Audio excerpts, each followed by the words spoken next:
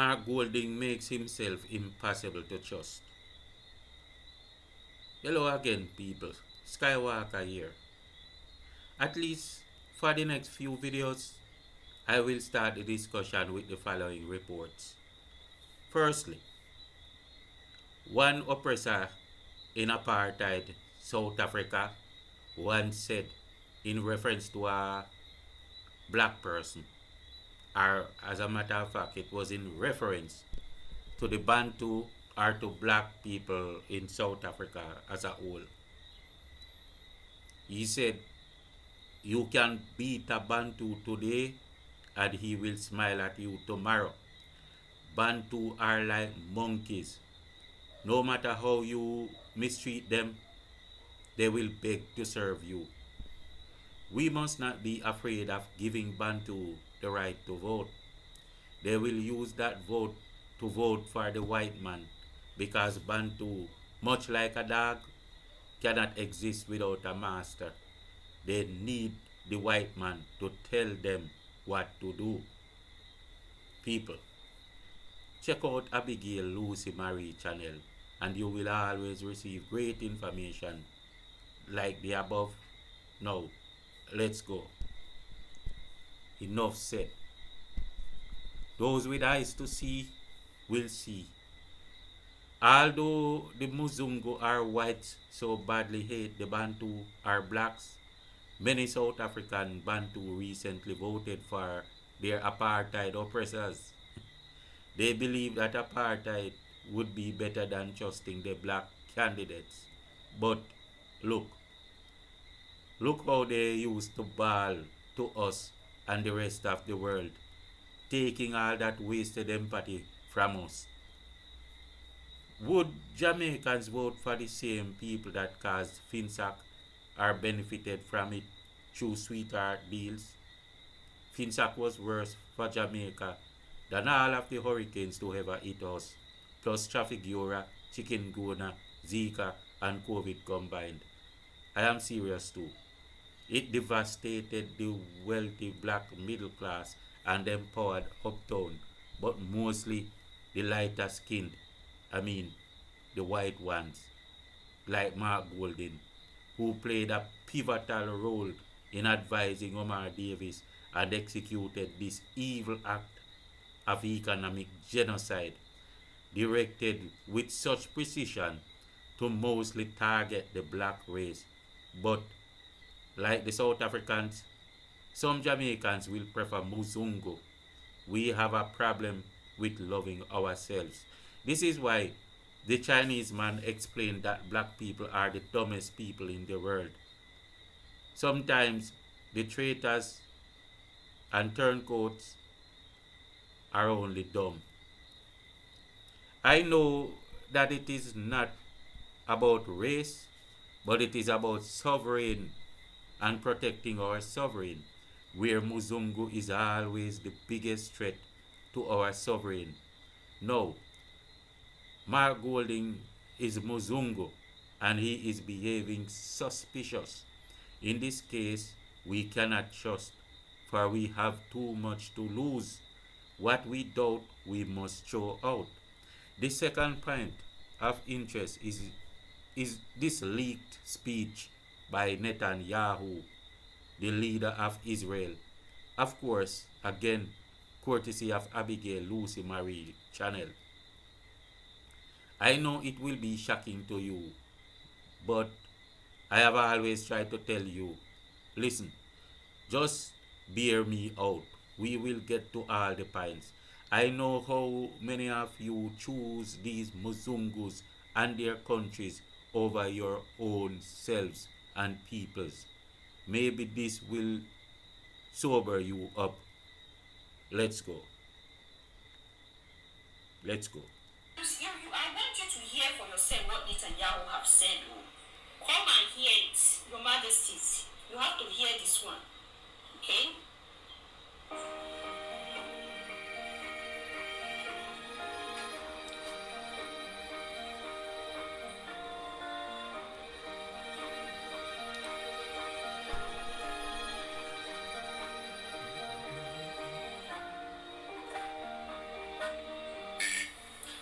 states all come and they say, we want Israeli technology in agriculture, in healthcare, in irrigation, whatever. And they all come down to one word: security. Help us in security. So I suggested to some of the European countries a simple partnership. We form consortiums to deal with individual countries. They can be defeated today. They can be defeated today. It'll be a lot harder tomorrow. And my point is, in addition to the battle of ideas, there's the battle. You have to win the battle. And the earlier you win it, the cheaper it will be. The longer you wait, eventually, these forces will dissipate. Because there is no hope, there is no future for a world of darkness. I think defeating them early is important. We'll defeat them in the battle of ideas, but let's defeat them on the ground as well. So, my African brothers and sisters, we keep calling on Israel. Are you? So, people, did you hear that? That is open war against the Africans, which we did not even know we were in. It would include the Caribbean as well. How do they defeat the melanated people with ideas? By giving us a God spell, Bible, blood, and sacrifice to cultivate a mediocre subject mindset, by weaponizing the US dollar, by setting up enclave countries that are molds inside of black regions, like Israel is established in Africa, but we say Middle East because it was stolen from us. Israel was established as an enclave to slowly defeat the other bodies in Palestine and then to take the Africans step by step. So it is an enclave in the Middle East because where it's closer to Africa. And when they control Palestine and the other regions, they are coming into Africa proper. Step by step. Step by step. Also, by turning white South Africa into an enclave of its own in Africa, which they are planning to do, to steal Africa step by step. Step by step. By setting molds in countries that want to free themselves from white yokes. Countries like Jamaica that want to go republic. They will install their own people to stay and manipulate and then to recolonize like they did to Haiti by funding terrorists in Africa to attack the Africans and take the blame for the attacks, which in turn distracts from the real culprit. By making deals that keep Muzungu feet on the ground in our countries, especially when they can send in intelligence officials from the CIA, from the FBI, from Scotland Yard to come and embed themselves. Jamaica will have too many drawbacks if we continue to trust too many people. Stick a pin right now, people. Like and share the video so that we can continue to shed light and defend the good causes. War with ideas. Netanyahu said, ideas in values taught and prescribed by the IMF that only destroys, destabilizes, and make African nations beg to be colonized. By imposing upon us leaders that are nothing but turncoats and back and belly rats, too many to mention from here to Africa. Leaders that will listen to Netanyahu's speech and then go to Israel to beg him to let them kiss his holy sandals or balonals. Netanyahu is proposing a consortium of his people, right? He is proposing a consortium of his people from Europe to actually go and finally win the real war on the ground along with keeping up the heat in the war of ideas. They teach our leaders that SHIT spells sugar. And because these leaders are now claiming and bragging about being educated and who brighter than who, big up yourself, Damian Crawford, they are the sugar by those very letters that they learn, telling you its prosperity. Ruto believes that by overtaxing a country, you can save the people. The idea is always to get as much power in the people's hands as necessary. That is the right idea. The right idea is to make them have land. It's their land. The land was always there, so how come you own it now? That is what you are governing the people on anyway. And the power you have is not yours, it's the people's. Soon they will start taking niggas out of parliament too. You watch. Enough said there. Let's go. Mark Golding just recently mumbled some words that sound like he was saying that he would now be willing to disown his British citizenship to renounce it. Why and why now? Yeah? Why and why now? Is Mark Golding not aware that even if he could be trusted and even if he was not seen as too much of a liar for a prime minister, the damage already done by spitting upon our constitution and showing disdain for it was already more than too much. See?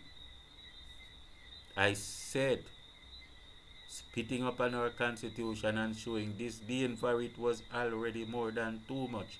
Why would you want to lead Jamaicans when your actions seem anti-Jamaican? You claim you came on slave ship as slave with the rest away, but you're anti-way in your actions. And by the way, explain your legacy as an advisor in FINSAC. What about you benefiting from FINSAC sweetheart deals? Do you know that white people destroying black middle class progress is too common? Therefore, you being at the right place at the right time to do the usual wrong does not seem like a coincidence. It's similar to the fact that poliomyelitis coming to Jamaica at the right time behind your secret agent father must never be approached as a coincidence for any country that is serious about security. So if we serious about security, we cannot take the chance and say it's just a coincidence. We can't move like that. It would be too much to lose to take that risk. Now, with all that baggage behind you, why did you behave in a way that makes you even harder to trust? It's not personal, Mark, but look at this. You would not want this foe, or well, okay, no forward, right? But you would not want the same thing to happen to your country. I mean, Britain, your country, Britain.